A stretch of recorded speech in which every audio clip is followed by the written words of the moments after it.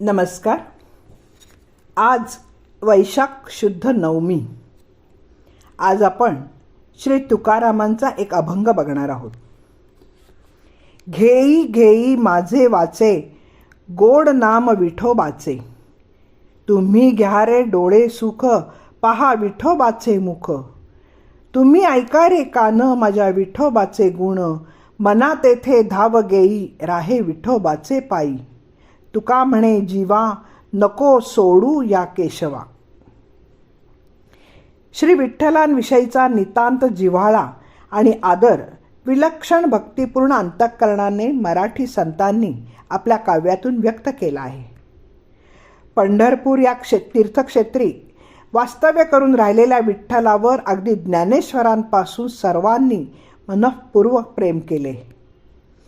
सर्व संतांनी विठ्ठलाशी विविध प्रकारचे नाते जोडले. सखा, सोयरा, बंधू, बाप, आई आणि प्रियकर रूपात त्याला पाहिले आणि त्याचे वर्णन केले. आपल्या जीवाचा जिव्हाळा असा विठ्ठल डोळ्यांनी पाहावा, त्याचे नाव कानांनी ऐकावे आणि सतत त्याच्या नावाचा जय जयकार करून मुखाला धन्य करावे असे त्यांना वाटे. पुंडलिकाच्या पुण्याईने भिवरेच्या तीरावर पंढरीला हा विठ्ठल आला आणि तोच सर्वांचा लाडका देव बनला. त्यामुळे ह्या पंढरपूर व विठ्ठलाला केंद्रस्थ ठेवून जो भागवत संप्रदाय महाराष्ट्राच्या कानाकोपऱ्यात पसरला, त्या संप्रदायाचे आराध्य दैवत विठ्ठलच मानला गेला. संतांच्या सर्व सुखांचे आगर हा विठ्ठल विष्णू, शंकर, बाळकृष्ण या नावांनीही संतांनी स्वीकारला. पण विठ्ठल हा विष्णूचा लाघवी, लढीवाळ, प्रेमळ बाळ अवतारच सर्वांना अधिक प्रिय ठरला.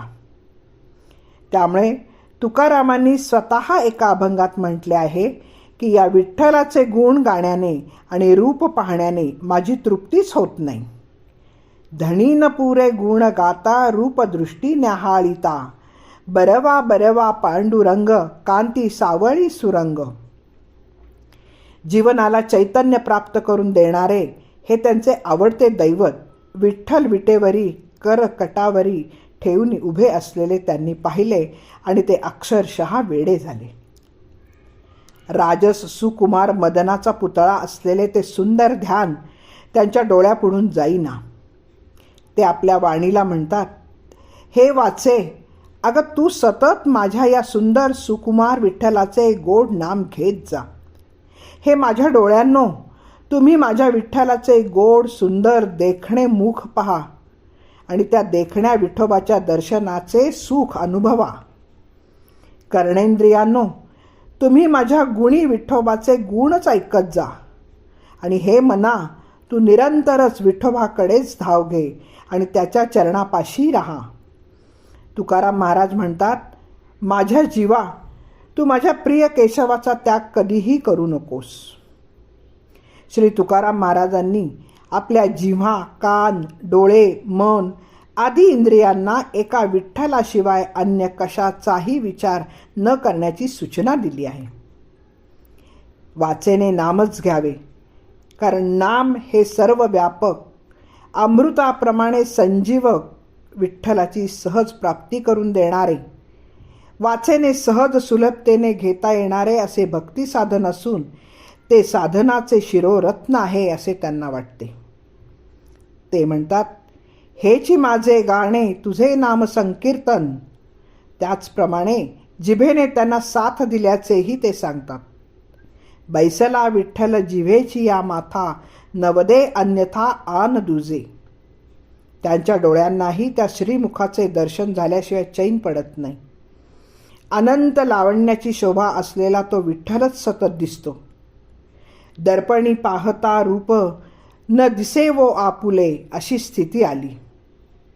आरशातही तोच दिसतो. याप्रमाणे वाणी, डोळे, कान ही इंद्रिये विठ्ठल रूप झाल्याने सर्व इंद्रियातील प्रमुख असे मन तेही सदोदित विठ्ठलाचेच ध्यान करीत आहे. कारण विठ्ठल या चित्ती बैसलासे, आता माझे सर्वस्वच विठ्ठलाने व्यापिले आहे असे नंतर त्यांना वाटू लागले. त्यांची प्रार्थना फळाला आली. निळा म्हणे हृदयी ध्यान द्याहो जीवन नाम तुमचे, असे निळोबा पण म्हणून गेलेले आहेत. धन्यवाद. मी वाचक पल्लवी कुलकर्णी. नमस्कार.